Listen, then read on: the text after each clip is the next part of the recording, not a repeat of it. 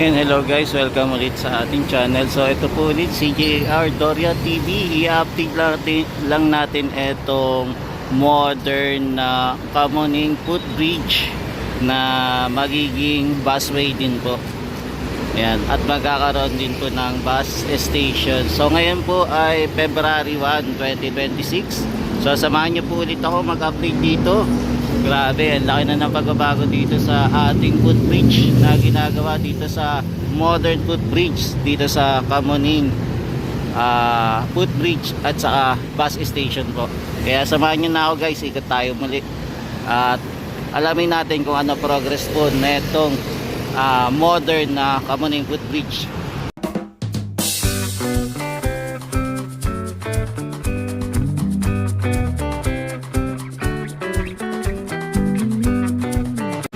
Yan, bali guys, nandito tayo sa area po muna ng southbound. Dito po muna tayo mag-update, then pupunta naman po tayo sa kabila. Yan, kung mapapansin po natin, halos katulad na po siya ng design sa may SM North at saka sa Mega Mall. So ginaya po nila yung design na ito. Check natin kung ano po yung magiging finish na ito, kung lalagyan din po ba ng salamin na itong cover na to. Pero ito na, nakikita na po natin, may bubong na din po, tapos meron na din pong design, cover, may ceiling na rin po. Pinipinturahan na din po ng kulay puti. Tapos itong hagdanan okay na din po, kung mapapansin nyo. Yan, kulay brown na po siya. Tapos ito po yung ating elevator naman, mukhang okay na rin po. Kumuha po sila ng konting space dito sa area naman po na ginagawa po na building. Ang gumagawa po ay EEI Corporation. Ayan, since 1931. Ayan, hindi ko lang alam kung anong building po ito. Medyo mataas. Kung sa SM po itong building na to. Ayan, so ito na po yung itsura. Ang ganda na po. So parehas na parehas po yung design niya sa SM North at saka sa Mega Mall. Itong Kamuning footbridge po. Ayan, tapos na-install na din po yung ating elevator, no? Napaka-modern po. Itong ating footbridge. Sana lahat ng footbridge ganito po yung gawin, no? Napakaganda po yung design, diba? Modern na modern po. Tapos ito na din po yung ating hagdanan na yan, ginawa na din. Yan, tapos maliit na space. Ano pala to? Glam Resident pala po itong building na to. Yan, sa Glam Resident pala. So kumuha po sila ng konting right of way para po makagawa po sila ng hagdanan at saka meron pong elevator. Yan, ito po, diba? Basta ano lang talaga, magtulong-tulong po yung government at private sector. Ayan, may malaking pagbabago po sa ating mga project na ginagawa dito sa mga infrastructure, diba? Ang laki po ng pagbabago at saka malaking tulong po ito sa mga mamayang Pilipino dahil modern ang dating, diba? Tapos nandito pa po yung mga gamit nila na kailangan pong gamitin. Ayan, tapos meron po silang mga salamin na ilalagay po sa elevator kasi transparent po kasi yung mga elevator na gagamitin nila. Ayan, tapos ito na po yung ilalim naman po ng ating footbridge. Ayan, pagka natapos siya makikita natin sa taas. So wait natin kung kailan po matatapos. Ayan, so ito po yung Glam Residence po. Ayan, so kumuha sila ng konting space dito para hindi naman po masikip yung ating daanan. Ayan, so ito na po yung itsura ng ating ginagawang footbridge po. Ang laki na po ng pagbabago. Ayan, nakapaglagay na din po sila ng bubong, no? Yung nakaraan na pumunta ako dito, wala pang bubong, pero ito okay na. Di ba, itong way naman po papunta ito ng Cubao naman po hanggang papunta ng MOA. So nandito muna tayo sa southbound. Yan, so ito na po yung itsura ng ating Kamuning footbridge. Yan, maganda na po, diba? May kisame na rin. Ang bilis nga po nilang gumawa. Parang kailan lang po ako pumunta dito. Wala pa ata 2 weeks, pero ito na yung progress po. Ayan, di bali may mga tinatapal-tapal na po sila para sa finishing. Ayan, ano ba yung mali nalagay nila?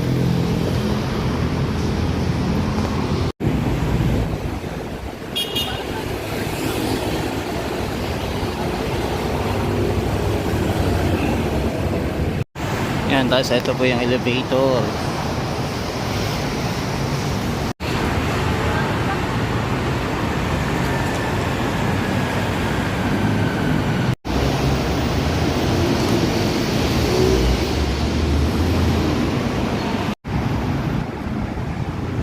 Yan, tapos naglagay na din po pala sila ng timer dito.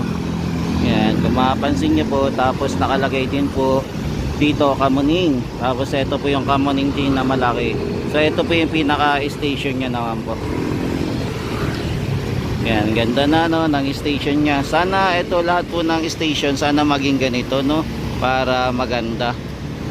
Maganda ang pagkakagawa, maganda ang design, tapos hindi lang maganda, may elevator pa no, at saka kaaya-aya kang ano, maglakad-lakad, di ba? Kumbaga secure ka pag maglalakad ka dito.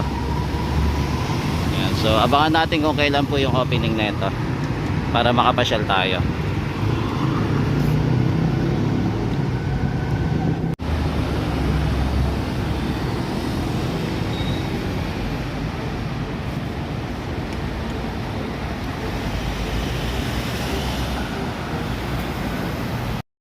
And dahil nandito naman po tayo, nag-update para sa bagong modern na Kamuning footbridge.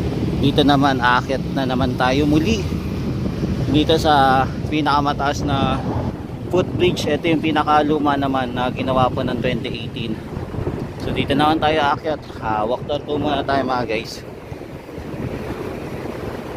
Yan, para makita nyo lang, kasi mamimiss natin to pagka nawala tong ano, etong Mount Kamuning footbridge. Once na natapos na po yung ating project sa bagong modern, tatanggalin na po ito. Hindi na po natin ito magagamit pag natapos na po yung project sa modern, diba? So ito po nagawa po ng 2018. So ito po yung itsura nya.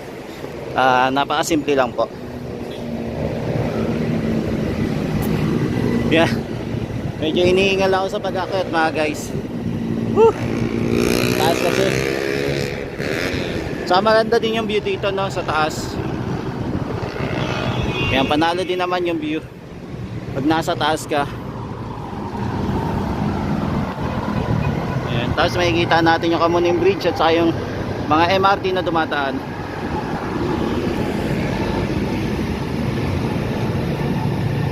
Ayan, baba na tayo. Nakakahinga lang, sobrang taas. Sa medyo nakakalula lang, diba? Sobrang taas na ang ating ano, para tayo nasa building. Medyo umuuga lang siya ng konti.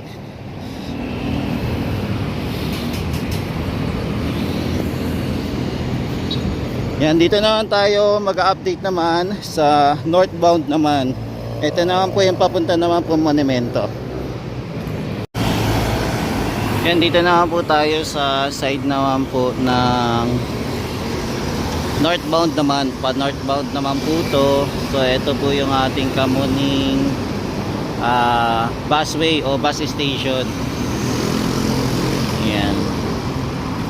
So nag-aabang pa rin po tayo kung kailan po ito ma-open.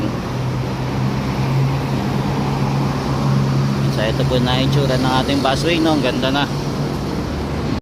Yan, tapos ito naman po yung ating modern Kamuning footbridge dito po sa northbound. Ayan, okay na po, kompleto na po. Meron na din po tayong bubong, meron na pinturahan na din po yung ating hagdanan. Ayan, tapos yung railings, tapos yung ating kisame okay na rin po. Tapos meron na din po siyang ilaw. Mukhang ano, open area po ata to. Mukhang hindi po siguro lalagyan ng salamin, pero alamin pa natin kung may ilalagay pa po sila na salamin dito no. Kasi ito po yung ating hagdanan. Ayan. So alamin pa natin kung ano pa yung mga ilalagay pa nilang design, kasi parang open area siya eh, diba? Yan, di pa naman kompleto. Kumbaga ano lang, malapit lang siya matapos. At least alam na natin yung itsura nito no. Kaya na malaki na rin po yung pagbabago.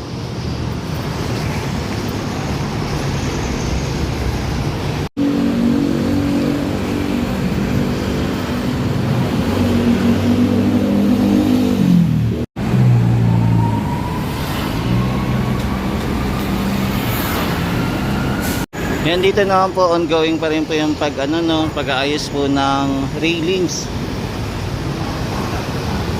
Yan, so ito na po yung itsura ng ating elevator. Yan, ang ganda niya na guys, no? Konti na lang at matapos na rin etong ating bagong footbridge.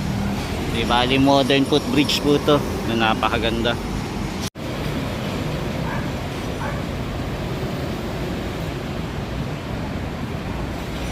Yan, bali nakapaglagay na din po sila ng elevator. Yan, tapos transparent po siya, kaya makikita natin kung meron tao o wala, di ba? Compare po sa ginagamit natin dito sa MRT, hindi po siya transparent, pero ito transparent, kitang-kita po yung laman.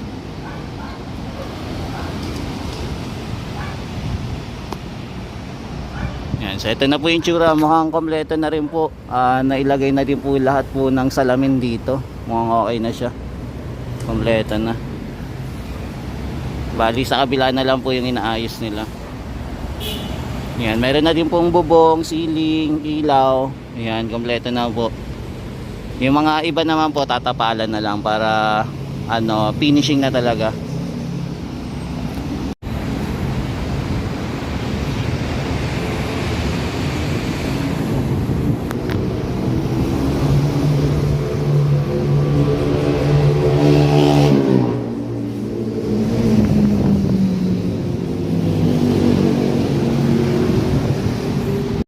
Tapos gumagawa din sila ng railings, binubuo na po nila. Yan, so ito yung kauna-unahan na ginawa nila mga guys, no? Kaya lang meron lang may mga sabit-sabit na wirings, no? Sana matanggal siya, no? Para kapangit kasi tignan pagka meron nakauwang na na wirings. Yan, sana mailipat.